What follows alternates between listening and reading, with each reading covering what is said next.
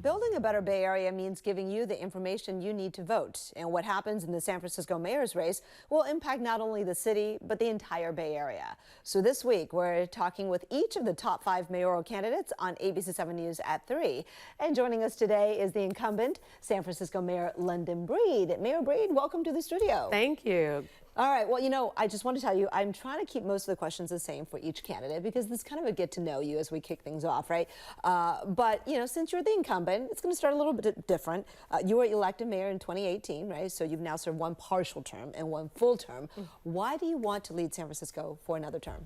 I got to say, I became mayor during tragedy when Ed Lee died. I had to lead the city through some real challenging times related to corruption, and then the global pandemic hit. We had to save lives during that time. We didn't have a playbook, and then we saw an explosion of crime. And everything that we've done throughout that time period was really about the defense and trying to combat issues that had been building up and something we did not anticipate. Why I want to continue to be mayor is because we are on the offense. We are on the rise. Crime is lower than it's been in 10 years. We've helped over 15,000 people exit homelessness. We're starting to see activation, nightlife, fun, and excitement to return to San Francisco and business return. So we're on a rise, and I want to live in that moment, and I want to continue to do the work that we are doing to get there. I want to make sure that we are on track to build more housing, on track to reimagine what the city could be as we increase the number of people who live here.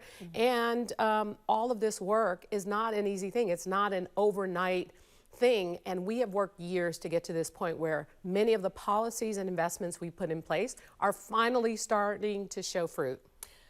You brought up playing defense at first and now wanting to play offense. In the past 6 years, some of the challenges facing the city, I think this is what you were alluding to, right, were visible and prevalent to the point where it is used in national politics, as examples of democratic failure, if you will. So listen to what San Francisco tech billionaire David Sachs said at the Republican National Convention last night. In my hometown of San Francisco, Democrat rule has turned the streets of our beautiful city into a cesspool of crime, homeless encampments, and open drug use. All right, I know, Mayor, you're not wearing an earpiece like I am, but basically he was saying, in my hometown of San Francisco, Democrat rule has turned the streets of our beautiful city into a cesspool of crime, homeless encampments, and open drug use.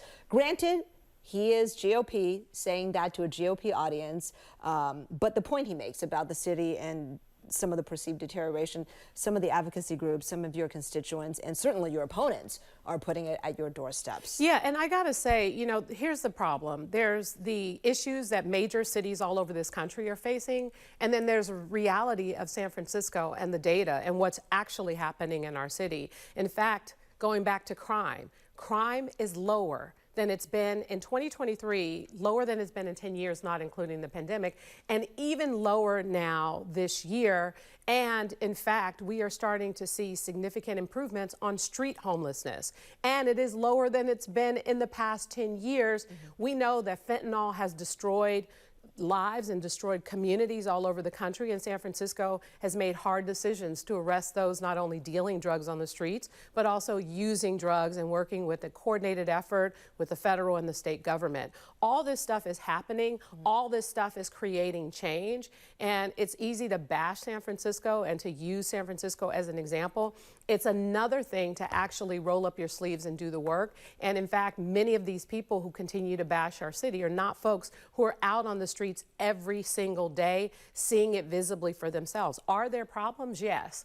But to use San Francisco consistently as an example when this is happening and far worse in other cities around this country is just wrong. But we still have to continue to do the work necessary to get to a better place, and that is starting to happen. It is certainly not unique to San Francisco, but again, as you talked about the bashing, if you will, I do want to show this because it is today. Elon Musk, who is putting a lot of money behind Donald Trump, just $45 million a month. Right. Just tweeted today that he's moving the former Twitter, now X headquarters, to Texas from San Francisco, saying, had enough of dodging gangs of violent drug addicts just to get in and out of the building. Again, certainly partisan tone to that. But look, do you believe public safety issues have led to some of the economic decline? And if so, how are you going to change that? How will you fill those empty offices and storefronts, which are, Yeah, and I just came from the area where Twitter is located, and X or Twitter, whatever you want to call it.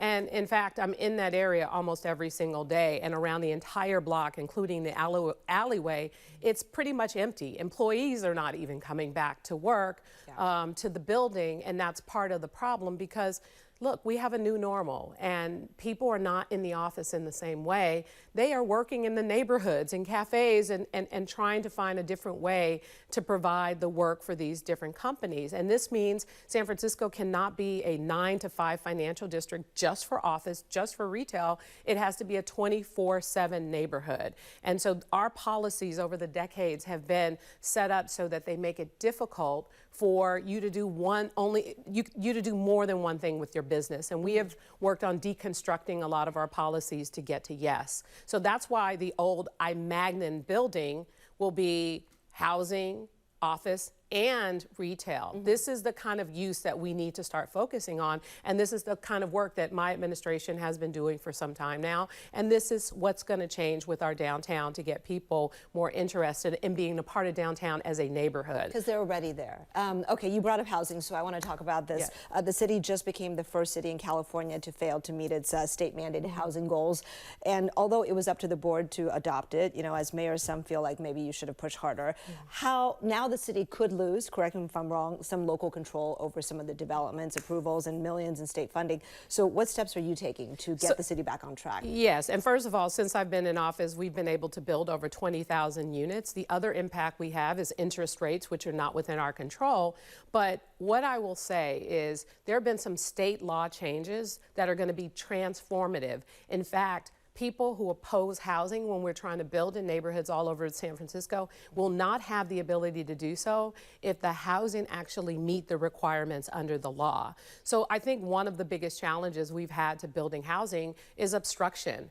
It's like, yes, we want more housing, but this is going to block my view, or this is going to be a problem here, this is going to be a problem there. And we have now state law that will allow for housing to be built, not to destroy sound housing, not to do a redevelopment 2.0, but to make it possible to build housing in all neighborhoods of San Francisco without the ability for people to protest against it. And that is going to be a game changer, and that is about 75% of the housing that people pull permits for will qualify for this and make it possible to move forward.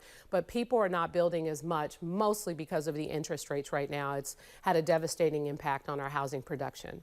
All right, Mayor Breed, we could talk more, but we are out of time. Thank you very much for coming in today. Really appreciate it. Thank you.